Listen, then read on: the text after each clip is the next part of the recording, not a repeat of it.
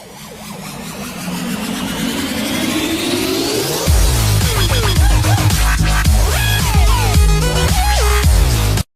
guys, magandang gabi. Ayun, update ko lang yung munting tahanan ko.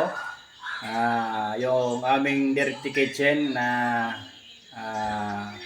ginagawa ngayon. Dahil gusto namin medyo maganda naman kahit konti ang munting tahanan namin, at least presentable when it comes sa pagluluto. Ayan. At least makikita yung kagandahan. Ayan. Ayun, pinagawa namin pakonti-konti lang, sa abot ng aming makakayang budget. Yan. Siyempre parang pagkain yan, may budget meal at saka may budget sa paggawa ng bahay. So, unti-unti, dahan-dahan lang, mahirap yung biglaan. Ayan. Yung anak ko.